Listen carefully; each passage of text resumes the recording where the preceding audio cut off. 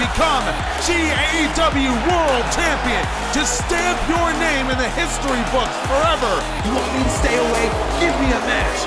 You want to be champion for some made-up idea of personal legacy? My legacy is already set in stone. The Titans rules finally conquered. Roderick Strong is back. The greatest tag team in the world. War 4.5. Champions, they've done it. Because I'm in your head. The moment I got here, you knew that your superior had arrived. You cannot miss this.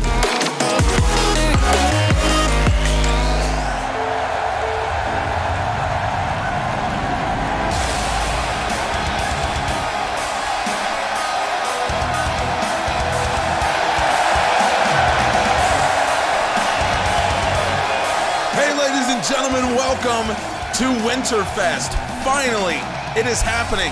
The biggest party of the holiday season, and it happens right here in General Admission Wrestling. So let's get things started with what could be the sleeper match of the night. Roderick Strong going for the Intercontinental Championship. It would be his first in his GAW career, a former GAW World Champion, and a man coming in with, in my opinion, one of the best entrance themes in the business. Go check out our Spotify playlist. Link is down in the description. Listen to all the music across GAW right now.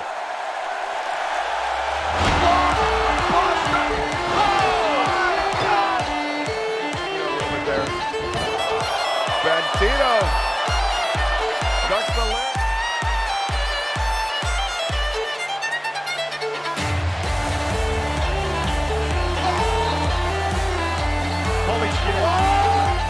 Bandido has been the Intercontinental Champion for most of Season 2, and how good has he been?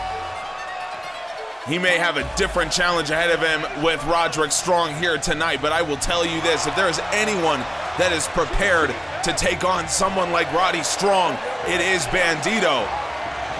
The thing about it, he doesn't have Rey Mysterio with him, so will that be a factor here tonight? Mysterio, of course, preparing for his match with Hernandez coming up, I believe, on night 3 here.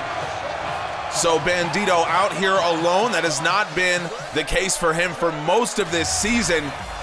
Will that be a factor here? Personally, I don't think it will be. Here we go.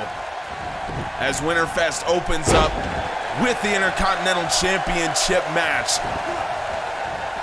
I am so excited for what's to come here over these next 2 weeks, folks.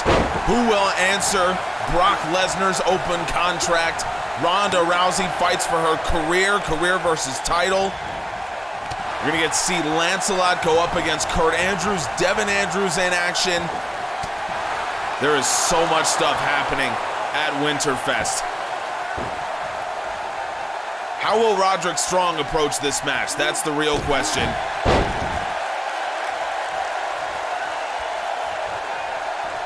We've seen what he can do. We've seen Bandido clothesline him over the top. We've seen Strong. We know that obviously Strong so good. Bandido over the top with a tornado, and Strong ducks out of the way. He did the right thing. But Bandido, look at this. The adrenaline coursing through the Intercontinental Champion. Bandido's gonna have to be concerned with Strong, and look at this, Strong with a backbreaker on the outside. That's exactly what you need to avoid with Roddy Strong. He will attack the back. And I'm sure that's what he's gonna be going for here tonight. We saw him do it against Cody Rhodes when he fought Cody. That's basically his MO. Most recently, we saw him do it against Matt Riddle. Won that match with a power bomb after attack on the lower back.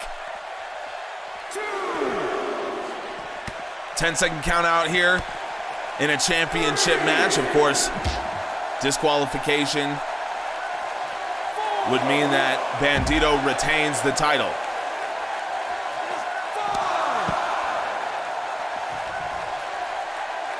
Bandido has been unbeatable so far in GAW, at least in season 2. Man's gone 9-0. He's looking for his 10th win. It would put him in rarefied air. Very few people across General Admission Wrestling, both Storm and Storm Chaser, have reached that 10-win mark. Strong with a scoop slam on the outside, and again, more and more damage being done to Bandido's back. Look for that attack pattern to continue in this match. We know what Roderick Strong is capable of. Strong up against the barricade, and Bandido goes back first onto the hard steel.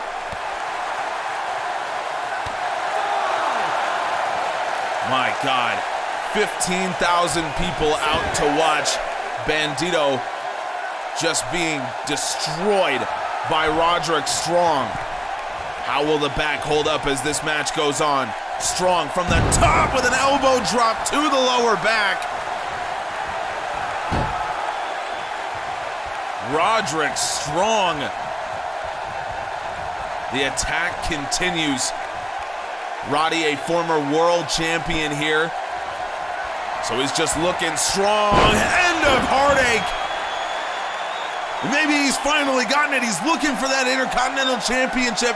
It would be his first in GAW. What a legendary career that he will have put together in the End of Heartache. He's got it. Roderick Strong, surely the new Intercontinental Champion too. No. Bandido. After all the attacks to the lower back, Bandido survives. That is big time, and that's what an Intercontinental Champion needs to do. But you can see Bandido in trouble here. Strong just piling it on. Strong the running start. He was looking for a big Buddha, and now Bandido. Bandido with a head scissors. That adrenaline coming back. Bandido still fighting. Trying to recover himself after managing to kick out of the End of Heartache. Bandido over the top and a spinning elbow. And now up top, Bandido up onto the middle rope.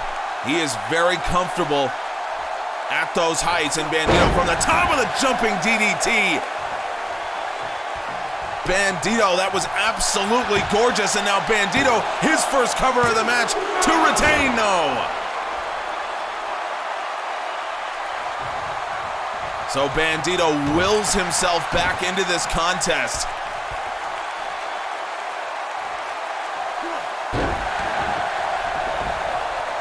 Strong with attack after attack to the lower back. Bandido shaking it off right now, but how long is that going to be a factor? You know, you just ask a guy like Willis Reed, you might be able to use the adrenaline, fight through the pain for a few minutes, but eventually that's gonna have to stop. Bandido with a 450, Strong got the knees up. That might have ended it right there, but Roderick Strong continues the attack, looking for a backbreaker. Bandido backflips out of it, beautifully done. Bandido, front chancery into a Frankensteiner, and Bandido's offense, the pace is picking up, and that's when he gets exceptionally dangerous. You do not want to put Bandido in a position where he is able to control the pace. Roderick Strong is so good at working, and Bandido over the top with a senton. I thought he was going up top, but Bandido, another cover here. Again, just a man who's dominated the pace, but Strong kicks out before the count of 2. Roderick Strong usually so good at responding to pace. Bandido turns him around. Strong, big elbow, belly to belly.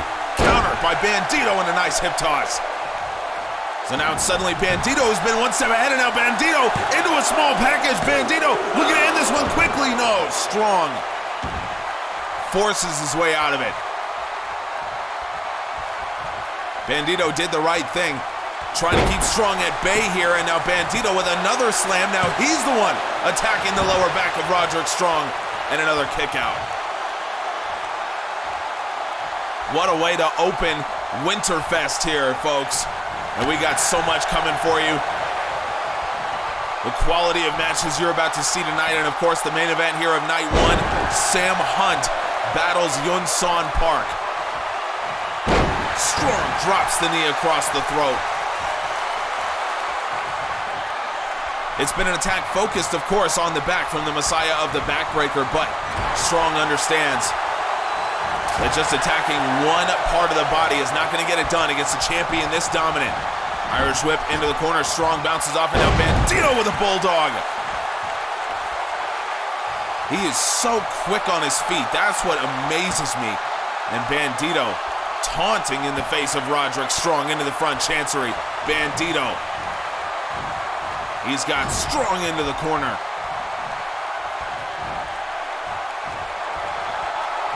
Roderick Strong, has he tired out? I mean, you are talking about a guy who has more endurance than almost anyone out there, but Bandido, if there's anyone that can outwork Roderick Strong, it would be him. Bandido from the top, Bandido from the very top with a superplex.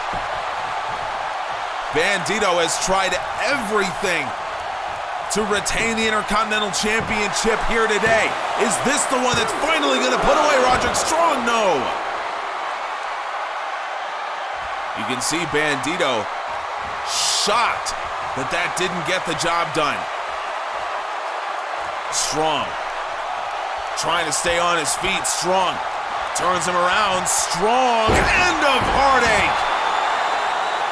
For the second time in that one, he just pulled it out of nowhere.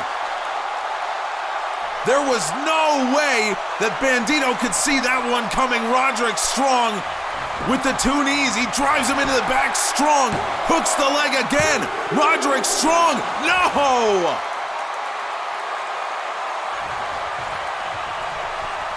Bandido forces the shoulder up. Roderick Strong can't believe it, and now Strong into the stronghold.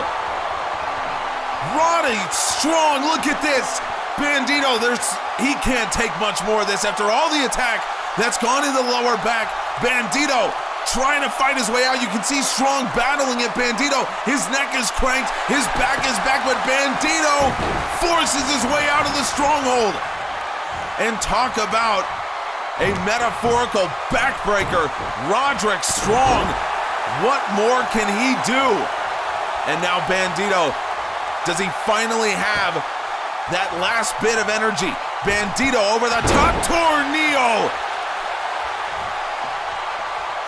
This might be his final gasp, but will it be enough? Bandido, he's got Strong in a bad position. Strong, I think, just mentally wasn't ready for Bandido to be able to fight out of it. Bandido got him through the ropes. Heat Seeker. The last gasp effort of Bandido, the Intercontinental Champion. Roderick Strong is out. Bandido hooks the leg. Bandido to retain. Bandido remains the champion. What a match. Roderick Strong after the first end of Heartache. I thought that was it. Bandido gets that adrenaline spike, ends it right there, or at least he thought with the jumping DDT. Roderick Strong able to kick out. We just got an absolute battle here, folks. Roderick Strong, he returned to GAW about 3 weeks ago, or 3 episodes ago, I should say. Returned at Storm Blackout and already had established himself as Bandido's most difficult challenger since Bandido reclaimed or won the Intercontinental Championship. So Roderick Strong, and that end of Heartache, I thought was the end of it. The stronghold. Bandido survives, and that was the final straw for Roderick Strong. He had put everything into that, and Bandido survived it all, retains the championship. I mean, what a performance from the Intercontinental Champion, and what a way to start off Winterfest. Andrew, your team is heading into the first ever 3-way tag team match in Academy history in the main event of Night 2. Any differences in how you'll approach this? I'd be lying if I said that we're not going to change anything. I know that that's the champion thing to do, but you notice how pretty much every champion loses? We want to make things right after the Titans basically ground this division to a halt. And so that means we're going to approach every match as if it was our last. You say the Titans ground the division to a halt, and that's definitely true, but it must be said that the tag division in the Academy is still being built. So, I mean, how are you going to do things differently as champions? It's a chicken and egg scenario, isn't it? Did the Titans act the way they did because the division is small, or did the tag division become small because of what the Titans did? Look, I can guarantee this. The wing collectors care as much about building the tag division to last, making it the top division in the world, as we do about keeping our titles. I can promise 100% focus on our goal as champions as long as we hold the titles.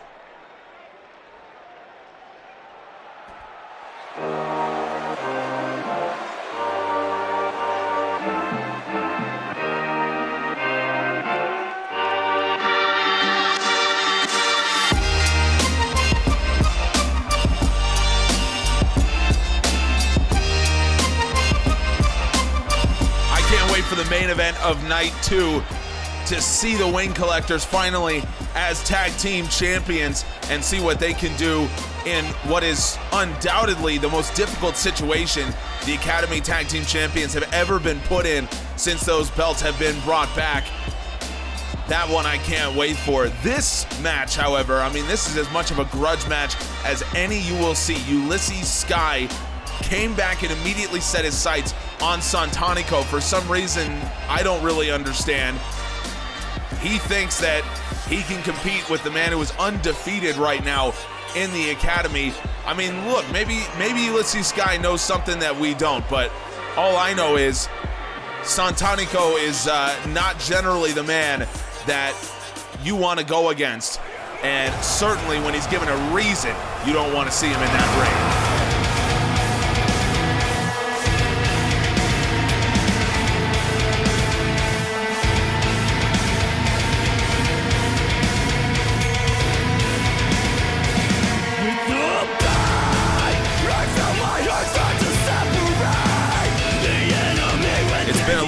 Since we've seen Santanico in a singles match. Last time we saw him, he was battling Chandler Marcy, and he did reach the 10-win plateau that Bandido, of course, we just saw reach as well. So that makes Santanico only the 4th man in the GAW Academy to reach 10 wins.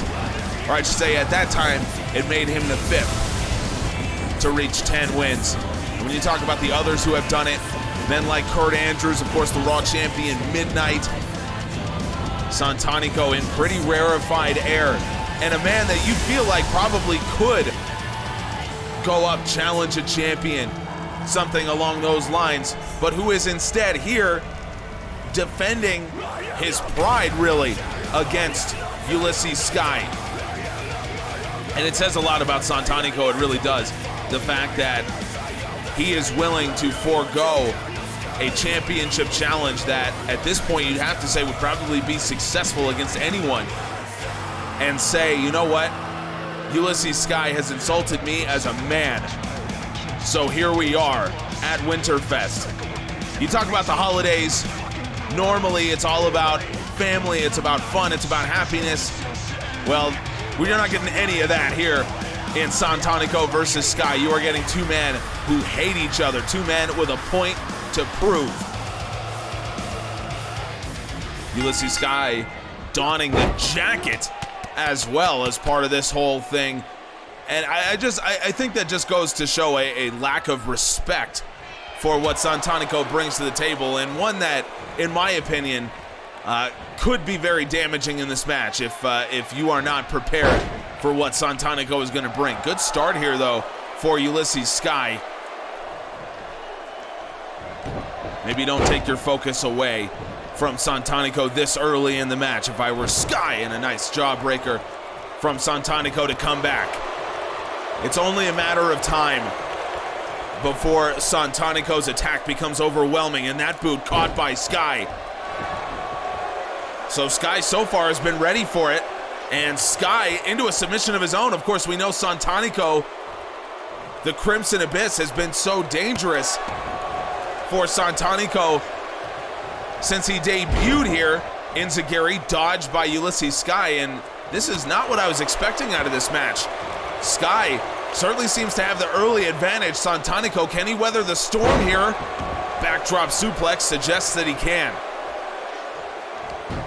Folks, all of us here love our video games, so if you're looking for something new in the world of gaming content, check out our newest YouTube channel, CFC. Link is down in the description. We got all kinds of cool stuff we're talking about, covering different games ranging from House of Ashes to Football Manager. New video just released talking about the Game Awards, so go check that out. I'm sure if Santanico did anything other than train, he'd be watching it. Unfortunately, that's pretty much all he does with his life, and you can see the evidence in the way he wrestles. Look at that. Just tossing Ulysses Sky. This is a much different match than what we saw with Strong and Bandido. Santanico, that big strike caught, and Ulysses Sky able to respond off the ropes. Sky ducks underneath, and Sky, look at that, standing leap into a Frankensteiner. Say what you want about Ulysses Sky. He is one of the best athletes we have in the academy. Another heavy strike countered by Ulysses Sky. And he needed that. Up onto the shoulders. Sky with a Death Valley driver.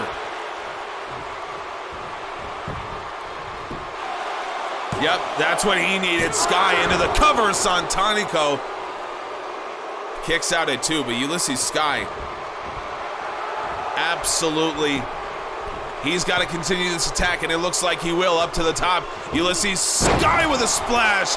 I thought he was thinking Sky Elbow. And maybe he will for a second time, this splash, and Sky going back up to the top rope. Ulysses Sky with a Sky Elbow. Right on the chest, Ulysses Sky. This would be an upset here. Ulysses Sky, no! Santanico survives. Man, I thought that was it. Ulysses Sky with the Sky Elbow, but it does continue the trend. The Sky Elbow has not been working for him the way it was at the beginning, or really in the Storm Chaser tournament.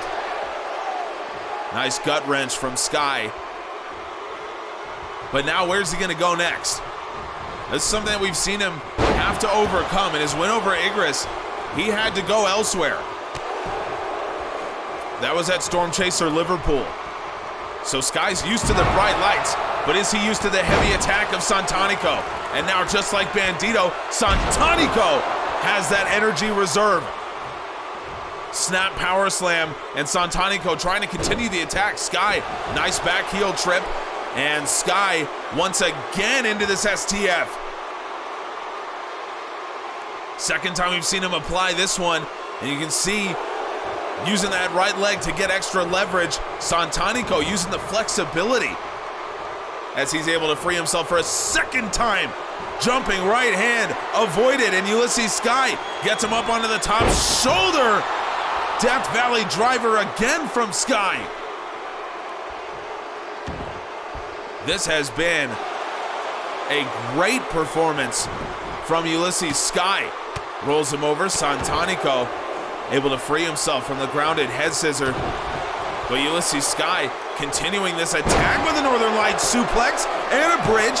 Ulysses Sky, he's pinning that arm down. Santanico, once again using the core strength, forces his way out. Ulysses Sky, what's he thinking next? Maybe another Death Valley driver, but Santanico, what a chop! And now Santanico from the back. Santanico, Crimson Abyss locked in. It just takes 1 second and Ulysses Sky is out. Santanico at Storm Chaser Liverpool choked him unconscious with the Crimson Abyss, and Ulysses Sky finds himself in the very same place. And it just shows you, Sky and Santanico are on different levels. Sky with 2 Death Valley drivers and a Sky Elbow. Santanico avoided it all, but it just takes 5 seconds in the Crimson Abyss, and Ulysses Sky was out of it. Maybe he should have taken that jacket off, huh? I don't wanna be that guy, but maybe he should have approached things differently. Ulysses Sky still trying to recover from the Crimson Abyss, and Santanico defends his pride here at Winterfest. Coming up next, the Skymen with their first official defense of the Tag Team Champions, rematching the men they took it from. Ricochet and Robbie Eagles, the Skymen, are standing by backstage. You were expecting the Skymen, but you get me. And much like my wife, this may disappoint you. But fear not, there is enough Paul Heyman to go around. You see, I have a lot to worry about. Brock Lesnar has an open contract for anyone on Earth, and we still don't know who is coming to call. I have other projects that you will find out about soon, make no mistake, but I will always make time for the Skymen, because the Skymen made time for Paul Heyman. They asked for my opinion, they studied with me, they trained with me and my team of world-class coaches. For years, I have looked for the best talent on Earth so I can squeeze the next diamond out of them, and all the propaganda that you people have subjected them to has made young wrestlers apprehensive of the benefits that I can provide, but not the Skymen, not Ricochet, and not Robbie Eagles. So Usos, thank you for showing us what tag team champions can be. You have set us a bar, but now it's time for Paul Heyman's project to usurp you. Like everything Paul Heyman touches, the Skymen are newer, better, and as you will find out, far superior to the old model.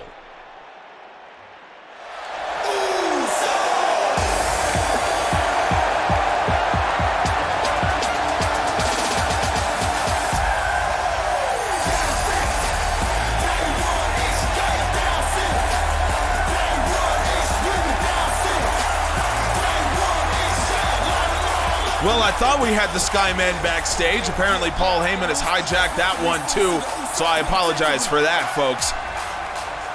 We'll see. I don't think the Usos are very intimidated at all by the Skymen or by Paul Heyman. You're talking about the face of the tag division over the last 2 seasons. You can check the website right now, generaladmissionwrestling.com. Full recaps of every show as they happen. You can also see championship histories, and you can see the Usos. Right when we got on YouTube, the Usos won the titles, held them for 244 days, then won them again at Nitro 10, and held them for 291 days. The Usos have been the preeminent tag team champions over the last 2 seasons. But that may change with the Skymen.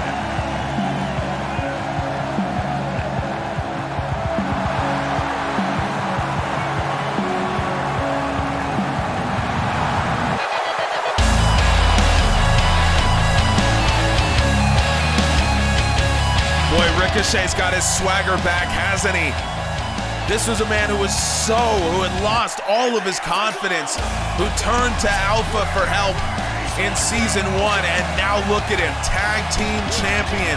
Paul Heyman coming out with the team he created, the team that he helped get here to become tag team champions, and Ricochet and Robbie Eagles, the sniper of the skies. Maybe the most athletic tag team we have ever seen in GAW. The fans can't help but respect what these men have done, whether by Paul Heyman's hand or their own. The Skymen, they are as good of a tag team, I think, as we have ever seen. It has been the season of new tag teams. The Skymen, the Wing Collectors, both champions, but the Usos, this is not a position that they have found themselves in very often. The Usos, every time they have challenged for the tag team championships, they have won the tag team championships. So, is it going to be the case again here, and you can see for a team with as much swagger as the Skymen, when it comes down to business, they are ready for business. The tag team championships on the line here in what promises to be one of the best tag team matches of the year. Ricochet to start things off for the champions. Jey Uso in for the challengers, and Ricochet with a beautiful single leg drop kick to start things out. The fans certainly behind the Usos here. As much as you have to respect the Skymen for what they've done, the Usos have made the tag team titles in many ways. 8 defenses over 2 reigns for the Usos. Well over a year combined between their 2 championship reigns. The Skymen, this is their first defense. The Lucha Brothers, beautiful standing shooting star. The Lucha Brothers back in 2020, does it again. Were not able to defend the titles successfully. They lost to the Guerrillas of Destiny just a month after winning the titles. So now the Skymen won the titles October 29th. It's now December 6th. So could we see history repeat itself here? The Lucha Brothers, also one of the most athletic tag teams the world has ever seen. Lots of similarities. Irish whip, reversed, Ricochet into the corner. And Jey Uso maybe looking for something here. Uso with a snake eyes, and we know how good the Usos are. When you're into that corner, of course, the superplex that the Usos have made famous. Tag in, here comes Jimmy. Ricochet up onto his feet, and he eats a double super kick. Vintage Usos, the tag team champions, and Jimmy with a flying headbutt. This is pretty much what we expected from the Usos in this match. This is offense the Usos have been so adept at. It's a big reason why the Usos, I mean, you're talking about over the last 2 seasons, the Usos with an absolutely unbelievable 22-3 tag team record. A big reason why is how polished they are doing this exact thing. Snapmare, neckbreaker from Eagles, kick to the back from Ricochet. But the Skymen, much like the Mighty Don't Kneel, have adjusted so well to this style of tag wrestling. Robbie Eagles into a Boston Crab, easily powered out. The Skymen using the double team offense, and now short arm clothesline from Jimmy Uso to try to shut things down for Eagles. Eagles finally getting to the point that he feels like he should have been at all along. He's felt like for a long time that he's been disrespected, that he hasn't been given his due. And now finally in GAW, a tag team champion, Eagles, able to push him away off that neck breaker. And now Eagles gonna go on the attack with a snap suplex. Jimmy Uso trying to dive in and make the tag, and he dives in around Robbie Eagles. Crucial that, as Eagles seem to have the momentum. And now Jey Uso coming in. Eagles able to fight off the attack of Jey Uso. And now if Eagles can stay on top here, cover here, Jey Uso kicks out. Jey in a 2-on-1 situation, but of course that's not anything that will intimidate him at this point. Into the corner he goes. Eagles maybe looking for a tag in from partner Ricochet, but Jey Uso able to fight that off, and a headbutt heavy to the back of the neck. Jey Uso lines up a super kick. Eagles sidesteps it. That's just great scouting. Into the corner goes Jey. Tag in. Here comes Ricochet. Up onto the top goes Jey Uso, and Eagles Hurricane Rana into a power bomb. Ricochet powers him down. The referee stopping Jimmy Uso from getting in there. Jimmy Uso finally does and breaks things up. That is crucial from Jimmy Uso. Surely the match was over at that point. But that's the communication, that's the tag team sense that the Usos possess. Up onto the shoulders, Ricochet, Jey Uso, Samoan death drop. Made famous by the Usos' father, Rikishi. One of the biggest stars of the 90s. And now Ricochet, is he gonna answer in kind? He does! Ricochet with a Samoan death drop of his own. Wow. That is disrespect of the highest order to take their father's move and use it against him. Neck breaker from Ricochet into the cover. Jey Uso kicks out. Paul Heyman barking instructions to the tag team that he helped create. And look at how much success it's put them in. Jey Uso fights off the strike from Eagles, catches the kick from Ricochet, single leg crab. Ricochet able to power out of that fairly easily. The man's got a lot of strength. Don't let his size fool you. Into the corner, Ricochet again maybe looking to use some double team offense. Jey Uso, you want to talk about tag team sense, able to avoid the right hand strike from Robbie Eagles, but now it's Ricochet fighting out of a dangerous position in the corner and a standing Spanish fly and a shooting star press to boot. I'm going to ask this question seriously. Is there anyone in the world more athletic than Ricochet? I don't know if there is, to be quite honest with you. Now Ricochet got him. Look at this. Cloverleaf from Ricochet, wrenching the ankles back. I don't know if I've ever seen him do this before, but he is an adept submission wrestler. Regardless of how athletic he may be, Ricochet driving back on the legs. Ends up letting it go. Jey Uso was getting too close to the ropes, so Ricochet, feeling it'd be in his best interest to just continue the attack elsewhere, and he does! Standing Spanish fly! I mean, he could pull that out as easily as you or I would take a step forward. It is unbelievable, and Jey Uso gets himself finally a little bit of space from the super athlete. Here comes Jimmy. Ricochet, what a right hand strike, but Jimmy answers. Jimmy with a monkey flip. And Ricochet gonna roll outside. Paul Heyman again barking instructions, and Heyman brings in a chair. Look at Paul Heyman acting like he didn't do anything. Ricochet right near that steel chair, could be an issue. Into the corner goes Jimmy, tag in. Here comes Robbie Eagles. Ricochet from the top, now it's Jimmy Uso's turn. Can run into a power bomb. The Skymen have become so good at that particular move, but Jey Uso able to avoid the attack of Ricochet and breaks things up, and he needed to. The referee's lost control here. All four men in the ring, and a backslide driver from Ricochet. Now Paul Heyman. Heyman up onto the apron. Heyman trying to get in Jimmy Uso's face, and Uso, I mean, he is so focused. Ricochet taking it to Jey Uso on the outside. Cover. Eagles kicks out. There's too much to follow. Jimmy Uso trying to get Eagles up onto the shoulders. Robbie Eagles avoids that and a takedown. Nice lariat. Ricochet and Jey Uso were going at it on the outside a minute ago. Jimmy Uso maybe looking to line up Robbie Eagles, but Eagles very smartly getting to the outside. Jey Uso has made his way to his feet after the attack from Ricochet. Eagles back, and Robbie Eagles, Irish whip into the corner. Ricochet and Eagles double team. Eagles knee to the face. And Robbie Eagles, look at the disrespect shown for the former tag team champions.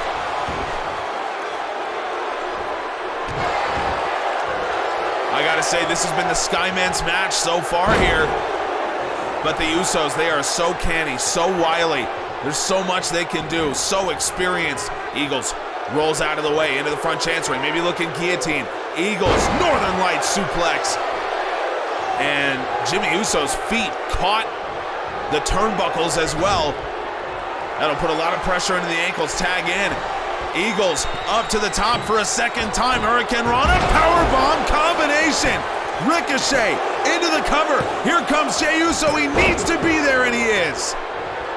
That's the third time we've seen it today.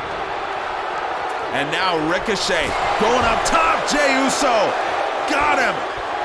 Knife edge chop. Jey Uso up to the top. Uso,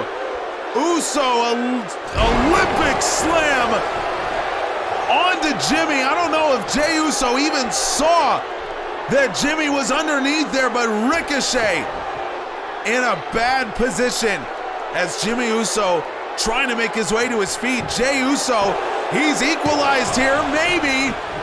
Ricochet with a kick out. Chop avoided by Ricochet. Now Ricochet up onto the shoulders and Jimmy Uso caught him. Electric chair drop. And maybe that's the opening the Usos have needed. They have walked the tightrope in this match. 3 Hurricane Rana powerbomb combinations, all of them broken up. And now into the corner goes Ricochet, tag in. Here comes Jey Uso, scoop slam. Jey Uso from the top, Uso splash. And he was the legal man. Uso hooks the leg, but Robbie Eagles is too quick. Jey Uso trying to put in the attack and a DDT. Eagles rolls out of the ring to avoid any further offensive onslaught, but it leaves Ricochet in a 2-on-1 situation. Jey Uso with a jumping lariat.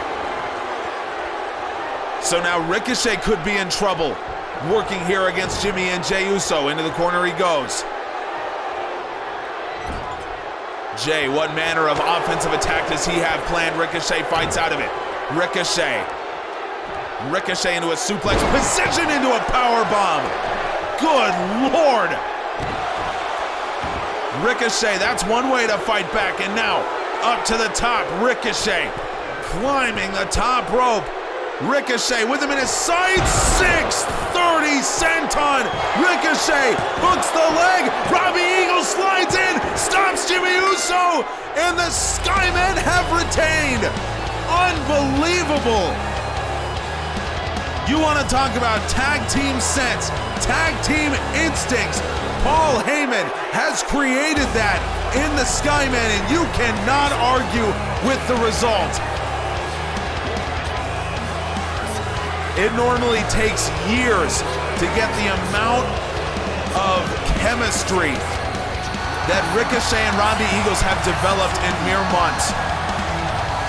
Absolutely unbelievable. And Paul Heyman, another successful project as Ricochet and Robbie Eagles, the tag team champions, have retained over the Usos. How long can these two men hold those titles? I think it's as long as Paul Heyman wants him to. Folks, our main event's coming up next. Let's see how we got here. Sam Hunt and Yun-Son Park doing battle. Eddie Hernandez has become one of my closest friends, and he knows best. He's looking out for me, and I appreciate that. Thrill of the hunt!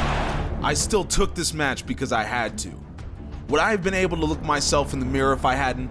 If Sam Hunt attacked more guys, tried to end more careers, send more guys to the hospital, and I knew that I could stop it, would I be able to sleep at night? I'm not a special man, I'm not a great man, I'm not a heroic man, but I am an honorable man. I set out to change this sport and do things the right way, and I will be damned if I let someone scare me out of doing that. This is nothing other than an honest confession from a man who has given his heart to this sport and to the fans who have given so much to me. Sam Hunt doesn't know what that's like. He never will.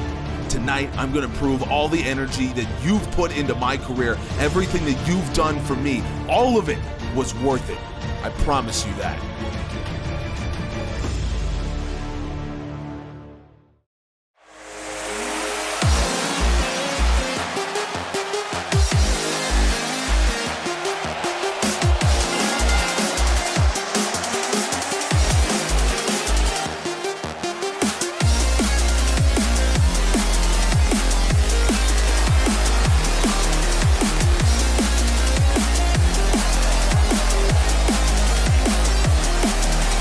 This has all the makings of a potentially great match featuring one of the GAW Academy's best ever. And folks, right now you can go relive some of the greatest moments from the Academy and from Storm over on our social media channels, Facebook, TikTok, Instagram. Links are down in the description. Go check them out. Give us a follow. We really appreciate that. And you can relive some of our greatest moments. Maybe some have been made tonight between two incredible title matches, Santanico defending his pride and Yun-Son Park stepping up in large part to defend the GAW Academy against the intruder, Sam Hunt.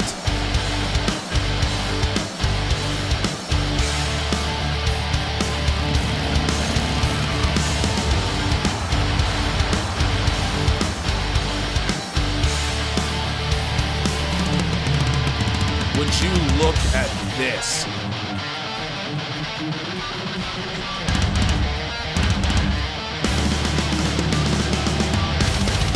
There is, I don't know if there's anyone who cuts as intimidating a figure as Sam Hunt. In fact, I don't believe there is. Yunsan Park knows what he's stepping in with. You heard him say it. But Sam Hunt, it's a different situation when you're here. When you're here watching it, when you see what he's got on his mind, when you see what he can do, what he's capable of. This is a different situation. We've seen Sam Hunt in 2 matches. He fought Lee Carr before Storm Chaser Liverpool, and he fought Seth Woods on the last episode of Storm Chaser before Winterfest. In both of those matches, I'm not sure if his opponents got even a minute of offense. That is how dominant Sam Hunt has been. On top of that, he has sent men to the hospital, possibly ended careers. Eddie Hernandez begged Yunsan Park not to take this match, knowing what Sam Hunt can do. Yunsan Park did it anyway. Will he regret it? We will find out. No time limit in this main event match. Sam Hunt looking for a big boot, and Park was ready for it. Well, that's one way to start things off. Yunsan Park knew what he needed to do here against Hunt. But Sam Hunt has so much offense that he can bring to bear. He can be so dangerous.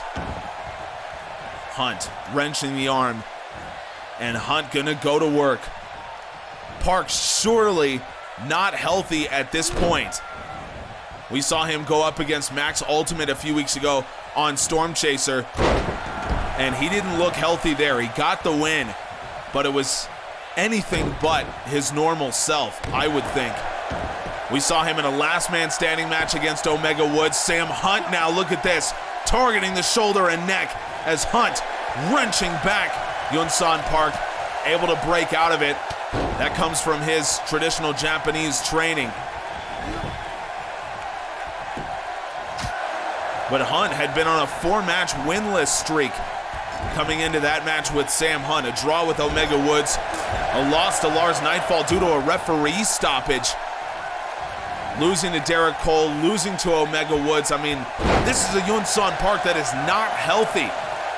Eddie Hernandez knows it. I think Yunsan Park himself knows it, but you can see he's trying to use the fans to will his way into this match. Irish whip off, into the corner goes Hunt. And Park, what does he have in mind here? Irish whip reversed by Hunt into the corner, but Yunsan Park out of it. Up onto the middle rope. Park with a beautiful drop kick.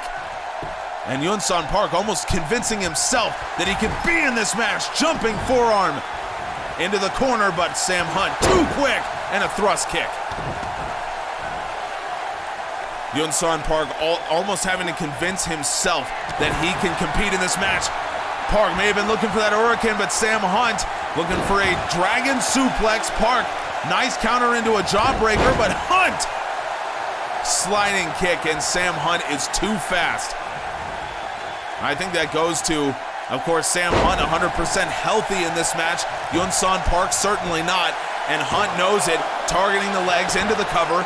Park kicks out. You have to admire the guts of Yunsan Park to take this match, and that one caught Sam Hunt with a stun gun. Yunsan Park, we rarely see him taunt this much, but he's just trying to will himself into this match. Throws Sam Hunt out, and now Park lines him up. Park through the ropes with a tope suicida. The fans love it. Yunsan Park, he's putting it all on the line here against Hunt. Park back into the ring, doesn't want to risk any additional damage caused by Sam Hunt, but Hunt hangs him up on the top rope. Maybe Park made a mistake. Hunt from behind. He's got both arms. Hunt, oh, good Lord. Double knees to the face. Sam Hunt certainly employs some unconventional offense, I guess you could say. Yunsan Park has to use the ropes to get himself back onto his feet, and Sam Hunt was ready for him. Hunt gets him up, and oh my God. Hunt with a knee to the face, and the offense will continue. Sam Hunt, oh good Lord. Oh my God, Sam Hunt gets him up. Thrill of the Hunt. Exactly what you didn't want to see. Sam Hunt hooks the leg, and Sam Hunt, just like that, puts away one of the legends of the GAW Academy. That exact move has put men in the hospital. Oh my God. At this point, folks, I'm worried for Yunsan Park. I'm worried for his career longevity. Eddie Hernandez begged him not to take this match for that reason. Because he knew that maybe that would happen, and maybe Yunsan Park would not be able to get back up like he's done so often. Sam Hunt, this absolutely is the biggest win of his GAW career, and who can stop a man like him after what he's done? Folks, Winterfest continues on Friday, and we will leave you with the remaining schedule. Friday is going to be a great day, main evented by the three-way dance tag team match, Win Collectors, Titans, Island Nation, but so much still to come. Valeska Pierce versus Caitlin Dunlap, Eddie Hernandez versus Chris Danger, Brock Lesnar's Open Challenge, and of course, Ronda Rousey versus Dakota Kai career versus title. It's all to come on Winterfest. Thank you so much for joining us here. Subscribe so you can see the rest of this incredible event. And as always, happy holidays, folks. We'll see you on Friday.